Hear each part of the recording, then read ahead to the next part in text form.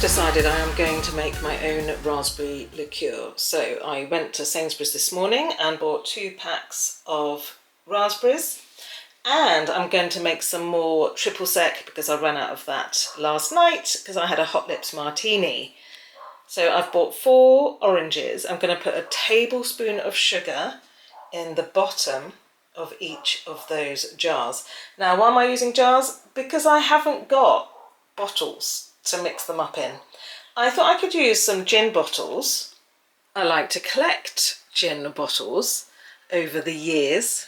Honestly, that is over the years. It's not only a few months. That's a long time collecting because I quite like them, have lights in.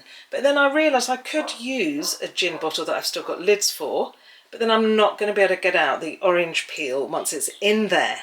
I have used 1/4 cup of the Truvia for baking caster and put it in the one that I'm using for the oranges. It's pretty big, so I'm going to use 1/4 cup, but see if I can divide it equally into those 2. I mean, it's all going to be going into one bottle once I've let it marinate for however long and shaken it, etc. So I'm going to use another 1/4 cup for those 2, which will have the raspberries in it. I will start peeling the oranges. I'm not going to put the juice in because that will make it very sweet and not keto. I'm going to use the peel in there, and I'm going to pour the raspberries. So raspberries are the best fruit for keto. Don't overdo it though. And of course, I'm just going to be getting the juice out of these raspberries. My cousin, as a housewarming, bought me a bottle of Smirnoff.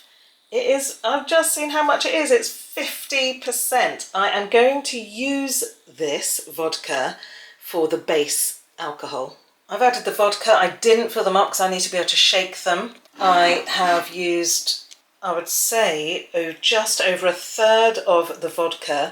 It is a 1 litre bottle, so 1/3 of a litre of vodka into those 2 mason jars. So I've shaken them a bit, but quite gently because I'm not sure how airtight that is. I will give them a stir. I've started peeling my first orange. I'm going to put some vodka in there first, then I will add the peel. There you have it, the orange and the vodka in there. I've got a neighbour trimming their hedgerow, so that's not airtight at all. There's lots of spillage there. I'm going to have to go and buy some proper jars to do this in. I'll do that later.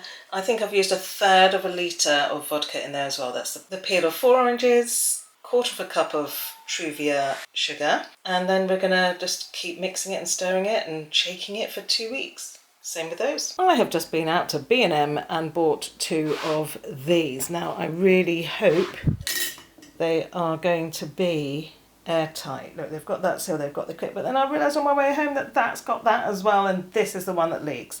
I shall see in a minute. They're not airtight. Typical, never mind, I'm holding the lid down firmly when I shake, and I'm not being too vigorous. Okay, so I have used the whole bottle of vodka, so it's 1/2 litre. I think there's more in what's going to be the triple sec than in the raspberry liqueur. What's that called? Well, it's a raspberry liqueur. What is it called? I can't remember. It's not a pretty little round bottle, isn't it? You probably know. You're probably really frustrated. I can't remember what it's called. Okay, so what I'm going to do, I'm going to put these on the windowsill. Might be too, actually it's going to be cloudy tomorrow. I'm going to put them on the windowsill so that I remember that they are there and give them a shake at least once a day. This is the triple sec I made, or the Rachel Cointreau.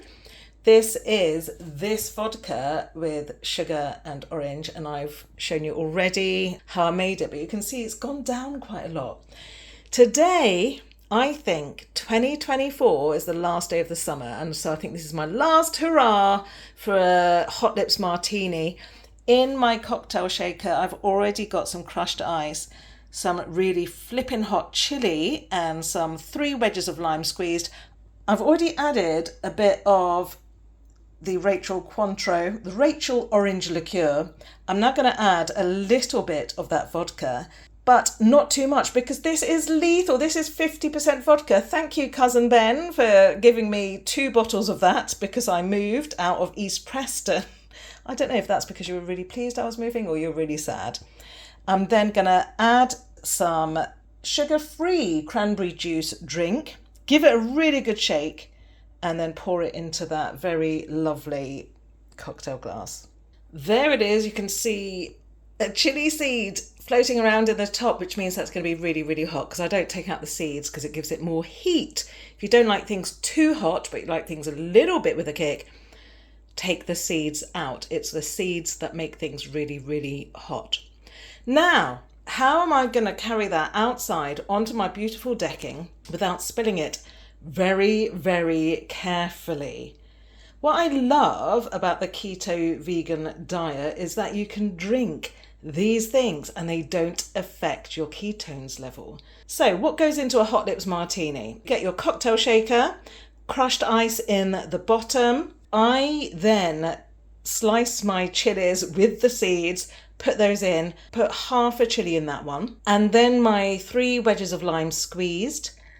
Then the homemade sugar-free orange liqueur. Obviously there's going to be a bit of sugar in there because of the orange peel, but you don't squeeze the orange juice in it. And then the vodka, which is carb-free completely. Give it a good shake, and then I leave it to let the flavours infuse. I leave it for about 30 seconds to a minute, and then I pour it into my glass. Somehow, I always get my measures absolutely spot on. And even more surprising, when I'm going to take this outside onto the decking, I'm not going to spill any.